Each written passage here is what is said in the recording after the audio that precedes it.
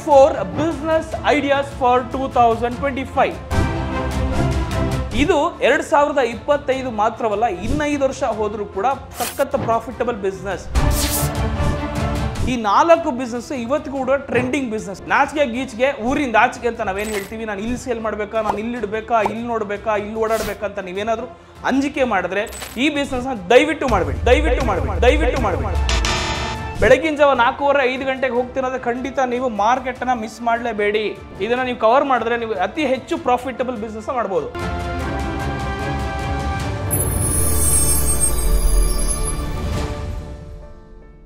Hi hello ನಮಸ್ಕಾರ, ನೀವು ನೋಡ್ತಾ ಇದ್ದೀರಾ ಫ್ರೀಡಮ್ ಆ್ಯಪ್. ನಾನು ನಿಮ್ಮ ಪ್ರೀತಿಯ ಚಾಮಿಂಗ್ ಚಂದನ್. ಇವತ್ತು ನಾನು ಒಂದು ಸಿಕ್ಕಾಪಟ್ಟೆ ಇಂಟ್ರೆಸ್ಟಿಂಗ್ ಆಗಿರುವಂಥ ಒಂದು ಬಿಸ್ನೆಸ್ ಅನ್ನು ತಂದಿದ್ದೀನಿ. ಅದು ಕೂಡ ನಿಮ್ಮ ಸಕ್ಸಸ್ ರೇಟ್ಗೆ ತುಂಬಾನೇ ಹೆಲ್ಪ್ ಆಗುವಂಥದ್ದು. ಅದು ಕೂಡ 2025ರಲ್ಲೂ ಕೂಡ ಬ್ಲಾಸ್ಟಿಂಗ್ ಆಗುವಂಥದ್ದು. ಅಷ್ಟೇ ಅಲ್ಲ, ಬರೀ 2025 ಅಂತ ಮಾತ್ರ ಯಾಕೆ ಅನ್ಕೊಳ್ತೀರಾ? ಇನ್ನು ಹೆಚ್ಚು ವಿಷಯಗಳನ್ನ ನಿಮಗೆ ತೋರಿಸ್ತಾ ಹೋಗ್ತಿರ್ತೀನಿ, ನೋಡ್ತಾ ಇರಿ. So top 4 business ideas for 2025. ಇನ್ನು ಮೊದಲನೇದಾಗಿ ನಮ್ಮ ಅಜ್ಜಿ ತಾತ ಯಾರನ್ನ ಕೇಳಿದ್ರು ಕೂಡ ನಾವು ತಿಂಡಿ ಕೊಡಿಸು ಅಂತ ಕೇಳ್ತಿರ್ತೀವಿ. ಇನ್ನು ತಂದೆ ತಾಯಿಂದ್ರು ಊಟಕ್ಕೆ ಏನಾರ ಇಟ್ಟರೆ ಹಪ್ಪಳ ಇಲ್ವಾ, ಸಂಡಿಗೆ ಇಲ್ವಾ, ಉಪ್ಪಿನಕಾಯಿ ಇಲ್ವಾ ಅಂತೆಲ್ಲ ಕೇಳ್ತೀವಿ. ಸೊ ಇವತ್ತಲ್ಲ, ಇನ್ನು 10 ವರ್ಷ ಹಿಂದೆನೂ ಕೂಡ ಅಥವಾ ಇನ್ನೂ 20 ವರ್ಷ ಹಿಂದೆ ಹೋದ್ರೂ ಕೂಡ ಸ್ನ್ಯಾಕ್ಸ್ ಅನ್ನೋದು ತುಂಬಾನೇ ಇಂಪಾರ್ಟೆಂಟ್. ಅಂದರೆ ನಾವು ಕನ್ನಡದಲ್ಲಿ ಮುರುಕು ತಿಂಡಿಗಳು ಅಂತಲೂ ಕೂಡ ಕರಿತೀವಿ ಅಲ್ವಾ. ಸೊ ಇಷ್ಟಿರಬೇಕಾದ್ರೆ ಇದಕ್ಕೂ ಕೂಡ ತುಂಬಾನೇ ಸ್ಕೋಪ್ ಇರುವಂಥದ್ದು. ನೀವು ನೋಡ್ತಿರ್ಬೋದು, ಕರ್ನಾಟಕದಲ್ಲಿ ಹೆಚ್ಚು ಬಳಸುವ ಹಾಗೂ ತಿನ್ನುವ ಪದಾರ್ಥಗಳು. ಮೋಸ್ಟ್ ಪ್ರಾಫಿಟಬಲ್ ಬಿಸ್ನೆಸ್ ಅಂದರೆ ಅತಿ ಹೆಚ್ಚು ನಿಮಗೆ ಏನಿಲ್ಲ ಅಂದ್ರೂ 50%ಕ್ಕೂ ಹೆಚ್ಚು ಪ್ರಾಫಿಟ್ನ ನೀವು ಗಳಿಸುವಂಥದ್ದು. ಅದರಲ್ಲೂ ಕೂಡ ಯಾವ್ದು ಅಂತ ಕೇಳಿದ್ರೆ ನಾನು ಹೇಳ್ತಾ ಹೋಗ್ತೀನಿ ನೋಡಿ. ಇವಾಗ ಮೊದಲನೇದು ನಿಮಗೆ ತಿಂಡಿ ಅಂತ ನಾನು ಹೇಳಿದೆ, ಒಂದು ಪಿಕಲ್ಸ್ ಆಗಿರ್ಬೋದು ಅಥವಾ ಪ್ರೋಟೀನ್ ಲಡ್ಡೂಸ್ ಇವತ್ತು ತುಂಬಾನೇ ಟ್ರೆಂಡಿಂಗ್ ಆಗಿರುವಂಥದ್ದು. ಅಷ್ಟೇ ಅಲ್ಲದೆ ನಿಮಗೆ ಆರ್ಗ್ಯಾನಿಕ್ ಕೂಡ ಎಲ್ಲರೂ ಜನ ಹೋಗ್ತಿದ್ದಾರೆ. ಸೊ ನೀವೇನಾದ್ರೂ ಒಂದು ಪ್ರಾಫಿಟಬಲ್ ಬಿಸ್ನೆಸ್ ಮಾಡಬೇಕು ಅಂದ್ರೆ ಈ ಒಂದು ಐಡಿಯಾಸ್ ನೀವು ತಗೊಳ್ಬಹುದು. ಮೊದಲನೇಗೆ ಪಿಕಲ್ಸ್. ನಿಮ್ಮ ಅಜ್ಜಿ, ನಿಮ್ಮ ತಾಯಿ, ಇವ್ರು ಯಾರು ಬೇಕಾದ್ರೂ ಪಿಕಲ್ಸ್ ಮಾಡೇ ಮಾಡ್ತಾರೆ, ಟೇಸ್ಟ್ ಆಗಿ ಮಾಡ್ತಾರೆ. ಇವರು ನಮ್ಮ ಮನೇಲಿ ನಾನು ಯಾಕೆ ಇದನ್ನ ಟ್ರೈ ಮಾಡಬಾರ್ದು ಬಿಸ್ನೆಸ್ ಆಗಿ ಅಂತ ಕನ್ವರ್ಟ್ ಮಾಡಬಾರ್ದು ಅಂತಂದ್ರೆ ದಯವಿಟ್ಟು ಇವತ್ತೇ ನೀವು ಪಿಕಲ್ಸ್ ಬಿಸ್ನೆಸ್ ಟ್ರೈ ಮಾಡಿ. ಇನ್ನು ನೀವು ಪ್ರೋಟೀನ್ ಲಡ್ಡೂಸ್, ನಿಮ್ಗೆ ಗೊತ್ತಿರುತ್ತೆ, ಈ ಒಂದು ಡ್ರೈ ಫ್ರೂಟ್ಸ್ ನ ಇಟ್ಕೊಂಡು ನೀವು ಇದನ್ನೆಲ್ಲ ಮಾಡಬಹುದು ಬಿಸ್ನೆಸ್. ಅದು ಕೂಡ ಪ್ರೋಟೀನ್ ಲಡ್ಡು ಅಂತೂ ಕೂಡ ಇವತ್ತು ಮಾರ್ತಾರೆ, ಅದು ಕೂಡ ಒಳ್ಳೆ ಪ್ರಾಫಿಟಬಲ್ ಬಿಸ್ನೆಸ್. ಇನ್ನು ಮುರುಕು ತಿಂಡಿಗಳು, ನಾ ಹೇಳಿದಾಗೆ ಚಕ್ಲಿ, ಕೋಡ್ಬಳೆ, ಇದಕ್ಕೆ ಮಾತ್ರ ಸಿಕ್ಕಾಪಟ್ಟೆ ಡಿಮ್ಯಾಂಡ್ ಇದೆ. ನಿಜವಾಗ್ಲೂ ನೀವು ನಂಬಲ್ಲ ಎಷ್ಟರ ಮಟ್ಟಿಗೆ ಸ್ನಾಕ್ಸ್ಗೆ ಡಿಮ್ಯಾಂಡ್ ಇದೆ ಅಂದ್ರೆ ನಾನು ಕೊನೆಯಲ್ಲಿ ಹೇಳ್ತೀನಿ, ನೀವು ನಿಜವಾಗ್ಲೂ ಶಾಕ್ ಆಗ್ತೀರಾ. ಯಾವ ಲೆವೆಲ್ಗೆ ಮಾರ್ಕೆಟ್ ಇದೆ, ಎಲ್ಲೆಲ್ಲಿ ಸೇಲ್ ಮಾಡಬೇಕು ಅನ್ನೋದು ಕೂಡ ನಾನು ನಿಮ್ಗೆ ಹೇಳ್ತಾ ಹೋಗ್ತೀನಿ. ಮುರುಕು ತಿಂಡಿ ಅಂದ್ರೆ ಸ್ನಾಕ್ಸ್ಗೆ ತುಂಬಾ ಪ್ರಾಫಿಟಬಲ್ ಬಿಸ್ನೆಸ್ ಇದೆ. ಇನ್ನು ಡಾಕ್ಯುಮೆಂಟೇಶನ್ ಏನೇನು ಬೇಕಾಗ್ಬೋದು ಸ್ನಾಕ್ಸ್ ಬಿಸ್ನೆಸ್ ಮಾಡೋದಕ್ಕೆ ಅಂತ, ಮೊದಲನೇದಾಗಿ FSSAI ಸರ್ಟಿಫಿಕೇಟ್ ಬೇಕಾಗುತ್ತೆ. ಅಷ್ಟೇ ಅಲ್ಲದೆ ನಿಮ್ಮ ಏನಾದರೂ ಇನ್ಕಮ್ ಏನಾದರೂ 12 ಲಕ್ಷಕ್ಕಿಂತ ಕಡಿಮೆ ಇದ್ರೂ ಕೂಡ GST ಕಂಪಲ್ಸರಿ ಮಾಡಿಸ್ಕೋಬೇಕಾಗತ್ತೆ. ಇದಕ್ಕೆ ನಿಮಗೆ FSSAI ಸರ್ಟಿಫಿಕೇಟ್ ಕೇವಲ ಒಂದು 100 ರೂಪಾಯಿ ಆಗುತ್ತೆ. ನೀವು ಯಾವ ರೀತಿ ಸಬ್ಮಿಟ್ ಮಾಡ್ಬೋದು ಅನ್ನೋದು ಕೂಡ ನಾವು ಒಂದಷ್ಟು ವಿಡಿಯೋಸ್ ನೀವು ನೋಡಿದ್ರೆ ಗೊತ್ತಾಗುತ್ತೆ. ಅಷ್ಟೇ ಅಲ್ಲದೆ GST ಕೂಡ ಒಂದು ಅಪ್ಲೈ ಮಾಡಬೇಕಾಗುತ್ತೆ. ನಿಮ್ಮ ಬಿಸ್ನೆಸ್ಸು ಟರ್ನ್ ಓವರ್ ಏನಿದ್ರು ವರ್ಷಕ್ಕೆ 12 ಲಕ್ಷಕ್ಕಿಂತ ಕಡಿಮೆ ಇದ್ರೆ ನಿಮಗೆ GST ಬೇಕಾಗುತ್ತೆ. 12 ಲಕ್ಷಕ್ಕೆ ಜಾಸ್ತಿ ಇದ್ರೂ GST ಬೇಕಾಗುತ್ತೆ. ಇನ್ನು where to promote your marketing ಅಂದ್ರೆ ನಿಮ್ಮ ಒಂದು ಮುರುಕು ತಿಂಡಿಗಳನ್ನ ಎಲ್ಲೆಲ್ಲಿ ಸೇಲ್ ಮಾಡಬಹುದು, ಎಷ್ಟು ಪ್ರಾಫಿಟ್ ಸಿಗಬಹುದು, ನನಗೆ ಎಲ್ಲಿ ಸೇಲ್ ಮಾಡಿದ್ರೆ ಒಳ್ಳೆ ಪ್ರಾಫಿಟ್ ಸಿಗುತ್ತೆ ಅಂತ ನಿಮ್ಗೇನೋ ಪ್ರಶ್ನೆ ಇದ್ರೆ, ಡೌಟ್ ಇದ್ರೆ, ಮೊದಲನೇದಾಗಿ ನೀವು ರಿಲಯನ್ಸ್ ಸ್ಮಾರ್ಟ್ಗಳಲ್ಲಿ ನೋಡಬಹುದು. ಅಲ್ಲೂ ಕೂಡ ಸ್ನಾಕ್ಸ್ಗಳನ್ನ ಸೇಲ್ ಮಾಡಬಹುದು, ಅಲ್ಲೂ ಕೂಡ ಒಳ್ಳೆ ರೇಟ್ ಸಿಗುತ್ತೆ. ಸೂಪರ್ ಮಾರ್ಕೆಟ್ಗಳಲ್ಲೂ ಕೂಡ ನೀವು ಸೇಲ್ ಮಾಡಬಹುದು, ಅಲ್ಲೂ ಒಂದು ಒಳ್ಳೆ ಪ್ರಾಫಿಟಬಲ್ ಸಿಗುತ್ತೆ. ಇನ್ನು ನಿಮಗೆ ಡಿಸ್ಟ್ರಿಬ್ಯೂಟರ್ ಶಾಪ್ ಸೆಲ್ಲರ್ ಅಂದ್ರೆ ನಿಮ್ಗೆ ಗೊತ್ತಿರಬಹುದು, ನಾವು ಒಂದು ಚಿಕ್ಕ ಹುಡುಗರಲ್ಲಿ ಅಂಗಡಿಗಳು ಇರಬೇಕಾದ್ರೆ ಒಂದು TVS ಗಾಡಿಯಲ್ಲಿ ತಗೊಂಡ್ಬಂದು ಸೇಲ್ಗಳು ಮಾಡ್ತಾರಲ್ಲ, ನೀವು ಅವರನ್ನು ಹಿಡಿದ್ರು ಕೂಡ ಅವರು ಕೂಡ ಡಿಸ್ಟ್ರಿಬ್ಯೂಟರ್, ಅವ್ರಿಗೆ ಒಂದಿಷ್ಟು ಪರ್ಸೆಂಟೇಜ್ ಅಂತ ತಗೋತಾರೆ. ಆದರೆ they can cover more than 100 shops. 100ಕ್ಕೂ ಹೆಚ್ಚು ಶಾಪ್ಗಳನ್ನು ಅವ್ರು ಕವರ್ ಮಾಡುವಂಥ ಕೆಪಾಸಿಟಿ ಅವ್ರಿಗಿರುತ್ತೆ.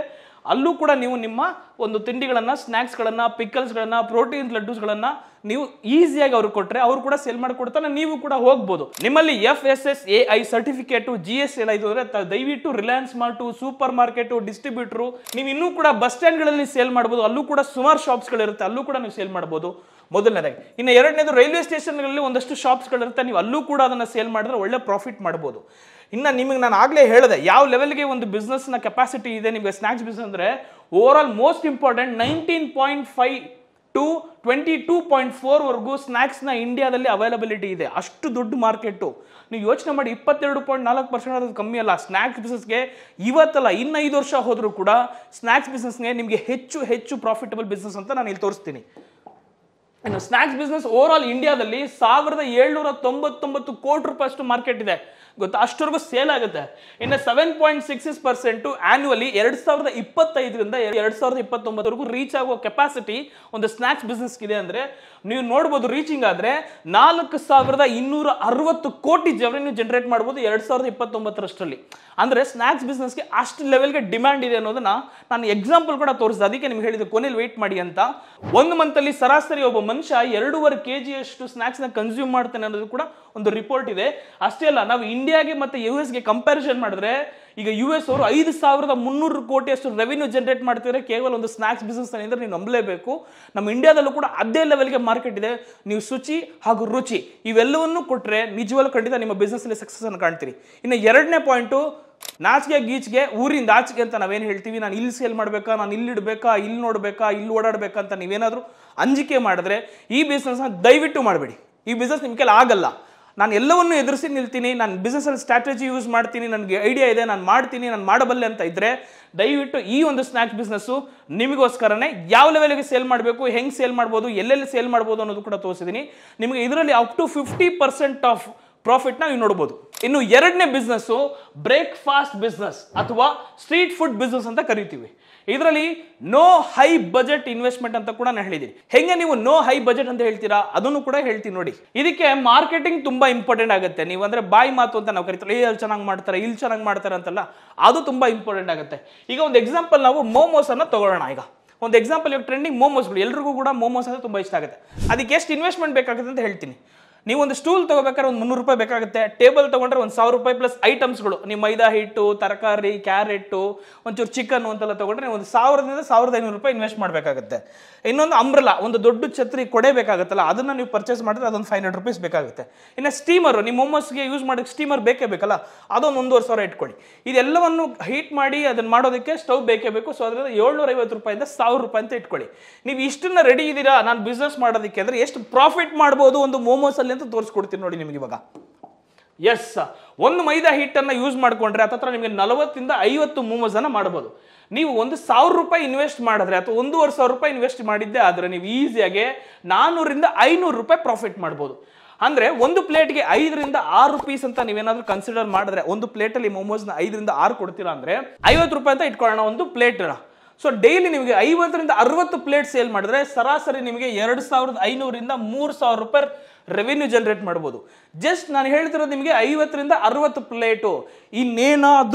ಇನ್ನೇನಾದ್ರೂ ನಿಮ್ಮ ಟೇಸ್ಟ್ ಚೆನ್ನಾಗಿದ್ದು ನಿಮ್ಮ ವರ್ಕ್ ಚೆನ್ನಾಗಿದ್ರೆ 100ರಿಂದ 150 ಪ್ಲೇಟ್ ಸೇಲ್ ಆದರೆ ನಿಮಗೆ ಸರಾಸರಿ ತಿಂಗಳಿಗೆ 50ರಿಂದ 60,000 ರೂಪಾಯಿಗೂ ಹೆಚ್ಚು ರೆವಿನ್ಯೂ ನೀವು ಜನರೇಟ್ ಮಾಡ್ಬೋದು ಇದರಲ್ಲಿ. ಸೊ ಇದನ್ನ ನಾನು ಇನ್ನೂ ಕೂಡ ಹೇಳಕ್ ಇಷ್ಟಪಡ್ತೀನಿ, evening is the best way of selling. ನೀವು ಸಂಜೆ ಹೊತ್ತು ಮಾಡಿದ್ರೆ ಜನರು ಕೂಡ ಎಲ್ಲರೂ ಹೊರಗಡೆ ಬಂದಿರ್ತಾರೆ, ಮೋಮೋಸ್ ಇಷ್ಟಪಡ್ತಾರೆ, ಅದಕ್ಕೋಸ್ಕರ ನಾನು ಇದನ್ನ ಎಕ್ಸಾಂಪಲ್ ತಗೊಂಡಿದ್ದು ನಿಮಗೆ. ಸೊ ನೀವು ಈವ್ನಿಂಗ್ ಹೊತ್ತು ಮಾಡಿದ್ರೆ ಇದನ್ನ ಸ್ವಲ್ಪ ಪ್ರಾಫಿಟಬಲ್ ಜಾಸ್ತಿ ನೋಡ್ಬೋದು, ಮಧ್ಯಾಹ್ನ ಸ್ವಲ್ಪ ಕಮ್ಮಿ. ಸೊ ಲಂಚ್ ತುಂಬ ಬೇರೆ ಥರ ತಗೊಳ್ತಾರೆ. ಸ್ನ್ಯಾಕ್ಸ್ ಅಂತ ಅಂದರೆ ಒಂದು ಮೋಮೋಸ್ ಕೂಡ ಒಂದು ಸಂಜೆ ಹೊತ್ತು ಜನ ತಗೊಳ್ಳುವಂಥ ಕನ್ಸ್ಯೂಮ್ ಮಾಡುವಂಥ ಒಂದು ಫುಡ್. ಈಗ ಇನ್ನೂ ಕೂಡ ಲೋ ಬಜೆಟ್ ಇರುವಂಥ ಒಂದು ಹೇಳೋದಾದ್ರೆ ನಿಮಗೆ ಬೇಕಾಗಿದೆ ಫ್ಲವರ್ಸ್ ಬಿಸ್ನೆಸ್, ಅಂದರೆ ಹೂನ ಮಾರುವಂತಹ ಬಿಸ್ನೆಸ್. ಇದು ಕೂಡ ಸಿಕ್ಕಾಪಟ್ಟೆ ಡಿಮ್ಯಾಂಡ್ ಇರುತ್ತೆ. ನಿಮ್ಗೆ ಹಬ್ಬಗಳಲ್ಲಿ ನಿಮಗೆ ಗೊತ್ತಿರುತ್ತೆ, ನಿಮ್ಮ ಮನೇಲಿ ಕೇಳಿದ್ರೆ ಸಿಕ್ಕಾಪಟ್ಟೆ ಡಿಮ್ಯಾಂಡ್ ಇರುವಂಥದ್ದು ಇದು. ಸೊ ಹೈ ಪ್ರಾಫಿಟಬಲ್ ಬಿಸ್ನೆಸ್ ಅಂತ ಹೇಳ್ತಿದ್ದೀನಿ ನನಗೆ. ಈಗ ನೀವು ನೇರವಾಗಿ ಫಾರ್ಮರ್ಸ್ ನಮ್ಮ ರೈತರ ಹತ್ರ ಹೋದ್ರೆ 80 kg ನೀವು ಖರೀದಿಸಿದೆ ಆದರೆ ಒಂದು ಸಾವಂತಿಗೆ ಹೂವನ್ನ ಸೊ ನಿಮಗೆ 1 kgಗೆ 200 ರೂಪಾಯಿ ಅಂತ ಅಂದ್ಕೊಳ್ಳಿ, ಅಥವಾ 100ರಿಂದ 150 ರೂಪಾಯಿ ನೀನು ಮಾರ್ತೀರಾ ಅಂತ ಅಂದ್ರೂ ಕೂಡ ಮಿನಿಮಮ್ ರೇಟು 1 kgಗೆ ನಿಮಗೆ 50ಕ್ಕೂ ಹೆಚ್ಚು ಪ್ರಾಫಿಟ್ ಅನ್ನ ಮಾಡ್ಬೋದು. 50 ರೂಪಾಯಿಗಿನ ಹೆಚ್ಚು ಪ್ರಾಫಿಟ್ ಮಾಡ್ಬೋದು. ರಿಕ್ವೈರ್ ಫಾರ್ ಫ್ಲವರ್ಸ್ ಏನೇನು ಬೇಕಾಗ್ಬೋದು ನಿಮಗೆ ಅಂತಾನು ಕೂಡ ಹೇಳ್ತೀನಿ.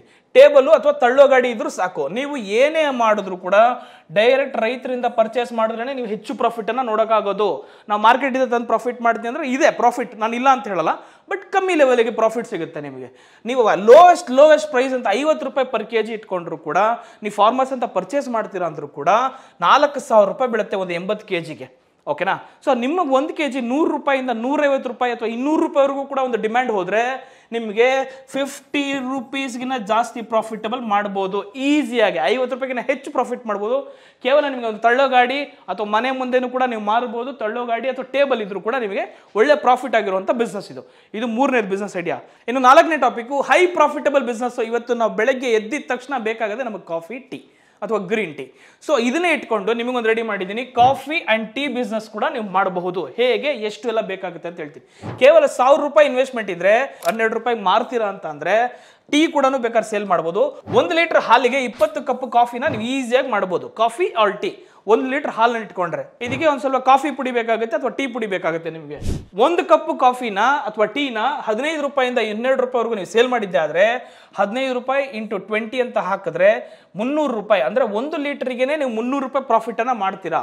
ಬಿಸ್ನೆಸ್ ಟೈಮಿಂಗ್ ಕೂಡ ನಾನು ಹೇಳ್ತೀನಿ, ಎಲ್ಲಿ ಬಿಸ್ನೆಸ್ ಸೇಲ್ ಮಾಡಬೇಕು, ಎಲ್ಲಿ ಹೋದರೆ ಬಿಸ್ನೆಸ್ ಹೆಚ್ಚಾಗುತ್ತೆ ಈ ಕಾಫಿ ಟೀಗೆ, ಎಲ್ಲಿ ಬೇಡಿಕೆಗಳಿದ್ದಾವೆ, ಯಾವ ಟೈಮಿಂಗ್ ಮಾಡಬೇಕಾಗುತ್ತೆ ಅನ್ನೋದು ಕೂಡ ನಾನು ಹೇಳ್ತಾ ಹೋಗ್ತೀನಿ. ನಿಮಗೆ 15 ರೂಪಾಯಿ ಅಂತ ಎಕ್ಸಾಂಪಲ್ ಇಟ್ಕೊಂಡು ಒಂದು 20 ಒಂದು ಕಾಫೀಸ್ ನಾನು ಸೇಲ್ ಮಾಡಿದ್ರೆ 300 ರೂಪಾಯಿ ಈಸಿಯಾಗಿ 1 ಲೀಟರ್ ಹಾಲಿಂದ ನೀವು ಪ್ರಾಫಿಟ್ ಮಾಡ್ಬೋದು. ಎಷ್ಟು ಗಂಟೆಗೆ ಹೋಗಬೇಕಾಗುತ್ತೆ ಸರ್ ಅಂತ ಕೇಳಿದ್ರೆ ಮಾರ್ನಿಂಗ್ ಮತ್ತೆ ಈವ್ನಿಂಗ್ 2 ಟೈಮ್ ನೀವು ಮಾಡಿದ್ರೆ ಒಳ್ಳೆ ಪ್ರಾಫಿಟ್. ಬೆಳಗಿನ ಜಾವ 4:15 5 ಗಂಟೆ ಇದು ಪೀಕ್ ಟೈಮ್, ಚಳಿಗಾಲದಲ್ಲಿ ನಿಮಗೆ ತುಂಬಾನೇ ಹೆಚ್ಚು ಸೇಲ್ ಆಗುತ್ತಂಥದ್ದು. ಸೊ 4:15 5 ಗಂಟೆಯಿಂದ ನೀವು ಸ್ಟಾರ್ಟ್ ಮಾಡಿದ್ರೆ ಒಂದು 8 ಗಂಟೆ ಎಲ್ಲ business close. Part time business ಕೂಡ ಇದನ್ನ ಮಾಡ್ಬೋದು, ಅದನ್ನ ಹುಡುಗರುಗಳು ಇತ್ತು ಅಂದ್ರೆ. ಸೊ ಇದಕ್ಕೆ ಸ್ಟಾರ್ಟಿಂಗ್ ಮಾಡಬೇಕಾಗಿರುವಂಥ ಬಿಸ್ನೆಸ್ ಈವ್ನಿಂಗ್ ಹೊತ್ತು ಹೋದ್ರೆ 5 PM ಇಂದ 7:30 ಆರ್ 8 ಗಂಟೆವರೆಗೂ ಮಾಡ್ಬೋದು. ಇದು ಕೂಡ ಒಂದು 4 ಅವರ್ ಬಿಸ್ನೆಸ್ ಅಂತಾನೆ ಹೇಳ್ಬೋದು ನಿಮಗೆ. ನೀವು ಇದರಲ್ಲೂ ಕೂಡ ಪ್ರಾಫಿಟ್ ಮಾಡ್ಬೋದು ಈ ಟೈಮಿಂಗ್ ಅಲ್ಲಿ ಹೋದ್ರೆ. ಬ್ರದರ್, ಈಗ ನೀವು ಕೇಳ್ಬೋದು ಹೈ ಪ್ರಾಫಿಟಬಲ್ ಬಿಸ್ನೆಸ್ ಅಂತಿದ್ರೆ ಎಲ್ಲೆಲ್ಲಿ ಸೇಲ್ ಮಾಡ್ಬೇಕು ನಂಗೆ ಗೊತ್ತಿಲ್ಲ ಅಂತ ಕೇಳ್ಬೋದು. ಎಕ್ಸಾಂಪಲ್ ಕೊಡ್ತೀನಿ ಎಲ್ಲೆಲ್ಲಿ ಹೋದ್ರೆ ನಿಮಗೆ ಪ್ರಾಫಿಟ್ ಆಗುತ್ತೆ ಅಂತ. ಸೊ ವೇರ್ ಟು ಸೆಲ್, ಎಲ್ಲಿ ಸೆಲ್ ಮಾಡಬೇಕಾಗುತ್ತೆ ಅಂದ್ರೆ ನೀವು ಬಸ್ ಸ್ಟ್ಯಾಂಡಲ್ಲಿ ಹೋಗ್ಬೋದು, ರೈಲ್ವೆ ಸ್ಟೇಷನ್ಗೆ ಹೋಗ್ಬೋದು, ಆಟೋ ಸ್ಟ್ಯಾಂಡ್ಗಳಿಗೆ ಹೋಗ್ಬೋದು. ಬೆಳಗಿನ ಜಾವ 4:15 5 ಗಂಟೆಗೆ ಹೋಗ್ತಿರೋದ್ರೆ ಖಂಡಿತ ನೀವು ಮಾರ್ಕೆಟನ್ನು ಮಿಸ್ ಮಾಡಲೇಬೇಡಿ. ಇದನ್ನ ನೀವು ಕವರ್ ಮಾಡಿದ್ರೆ ನೀವು ಅತಿ ಹೆಚ್ಚು ಪ್ರಾಫಿಟಬಲ್ ಬಿಸ್ನೆಸ್ ಮಾಡ್ಬೋದು. ಅಷ್ಟೇ ಅಲ್ಲದೆ ನೀವು ಬಜಾರ್ಗಳಲ್ಲಿ ಹೋಗ್ಬೋದು, ನೀವು ಚಿಕ್ಕಪೇಟೆಗೆ ಹೋಗ್ಬೋದು, BBK ಅಯ್ಯಂಗಾರ್ ನೋಡ್ಸ್ಕೊಡ್ಬೋದು. ಎಲ್ಲಿ ಚಿಕ್ಕ ಅಂಗಡಿಗಳಿರ್ತವೆ ಎಲ್ಲವನ್ನ ಕವರ್ ಮಾಡಿದ್ರೆ ಒಳ್ಳೆ ಪ್ರಾಫಿಟ್. ನಾನು ಅದೇ ಹೇಳಿದೆ ಚಿಕ್ಕಪೇಟೆಯಲ್ಲಿ. ಅಷ್ಟೇ ಅಲ್ಲದೆ ನೀವು ಕಂಪನಿ ಕೂಡ ಬಲ್ಕ್ ಆಗಿ ನೀವು ಟೀ ಕಾಫಿ ಸಪ್ಲೈ ಮಾಡ್ತೀರಾ ಅಂದ್ರೆ ಅಲ್ಲೂ ಕೂಡ ಒಳ್ಳೆ ಪ್ರಾಫಿಟ್ ಅನ್ನ ನೀವು ನೋಡ್ಬೋದು. ಸೊ ಇದು ಕೂಡ ಅದಕ್ಕೆ ಹೇಳಿದ್ದು ಹೈ ಪ್ರಾಫಿಟಬಲ್ ಬಿಸ್ನೆಸ್. ಇದು 4ನೇ ಬಿಸ್ನೆಸ್ ನಾನು ನಿಮ್ಗೆ ಐಡಿಯಾ ಕೊಡ್ತಾ ಇರೋದು. ಈಗ ಕಾಫಿ ಟೀಗೆ ಏನೇನ್ ಬೇಕಾಗುತ್ತೆ ಹೇಳ್ಬೋದು. ಏನೇನ್ ಬೇಕಾಗ್ಬೋದು ಬ್ರದರ್? ಒಂದು ಸೈಕಲ್ ಇರಬೇಕು, ಒಂದು ಸ್ಕೂಟರ್ ಇರಬೇಕು, ಅಥವಾ ನೀವು ಒಂದು ಫ್ಲಾಸ್ಕ್ ಈಸ್ ಇಂಪಾರ್ಟೆಂಟ್. ಫ್ಲಾಸ್ಕ್ ತುಂಬಾನೇ ಮುಖ್ಯ, ಬಿಸಿ ಇದ್ರೇನೆ ಜನ ಕಾಫಿ ಟೀ ಕುಡಿಯೋದು. ಫ್ಲಾಸ್ಕ್ ಒಂದು ಪರ್ಚೇಸ್ ಮಾಡಿ. ಸೈಕಲ್ ಇದ್ರೂ ಪರವಾಗಿಲ್ಲ, ಅಥವಾ TVS ಸ್ಕೂಟರ್ ಎಕ್ಸೆಲ್ ಅಂತ ನಾವೇನು ಕರಿತೀವಿ, ಎರಡರಲ್ಲಿ ಯಾವುದಿದ್ರು ಕೂಡ ನಿಮಗೆ ಬಿಸ್ನೆಸ್ಗೆ ಈಸಿ ಆಗುತ್ತೆ. ಸೊ ಇದು ಕಂಫರ್ಟಬಲ್ ಆಗಿ ಬಿಸ್ನೆಸ್ ಮಾಡ್ಬೋದು.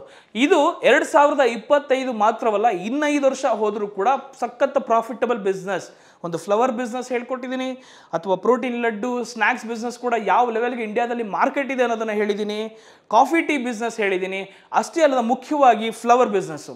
ಈ 4 ಬಿಸ್ನೆಸ್ ಇವತ್ತು ಕೂಡ ಟ್ರೆಂಡಿಂಗ್ ಬಿಸ್ನೆಸ್ಸು. ಎಸ್ಪೆಷಲಿ ನಿಮಗೆ ಹಬ್ಬದಲ್ಲಿ ಮಾತ್ರ ಫ್ಲವರ್ಸ್ಗೆ ಸಿಕ್ಕಾಪಟ್ಟೆ ಸೇಲ್ ಆಗುತ್ತೆ.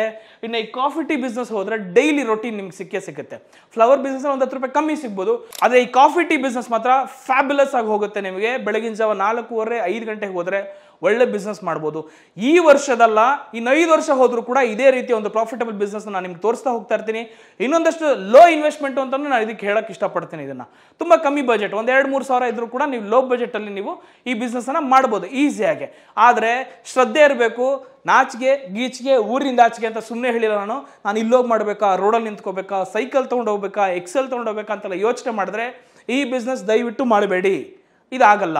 ಆದ್ರೆ ಈ ರೀತಿಯ ಬಿಸ್ನೆಸ್ ಪ್ರಾಫಿಟಬಲ್ ಇರೋದ್ರಿಂದ ನೀವು ಟ್ರೈ ಮಾಡಿ, ಮಸ್ಟ್ ಟ್ರೈ ಅಂತ ಹೇಳ್ತೀನಿ.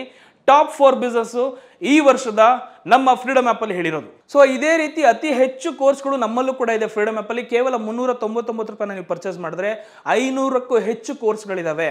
ನಮ್ಮಲ್ಲಿ ಯಾವ ತರ ಬಿಸ್ನೆಸ್ ಬೇಕಾದ್ರೂ ಮಾಡಬಹುದು. Farming business, poultry business, sheep farming, ಎಲ್ಲಾ ರೀತಿಯ ಬಿಸ್ನೆಸ್ ಐಡಿಯಾಸ್ ಗಳನ್ನ, ಹಾಗೆ ನಮ್ಮ ಮೆಂಟರ್ಸ್ ಗಳು ಕೂಡ ನಿಮಗೆ ಗೈಡ್ ಮಾಡ್ತಾ ಹೋಗ್ತಾರೆ ಯಾವ ರೀತಿ ಬಿಸ್ನೆಸ್ ಮಾಡಬೇಕು ಅನ್ನೋದನ್ನ. ಸೊ ಸದ್ಯಕ್ಕೆ ಇವಾಗ ನಾನು ತೋರಿಸಿರುವಂತ top 4 business. This is Chandan signing off. Bye.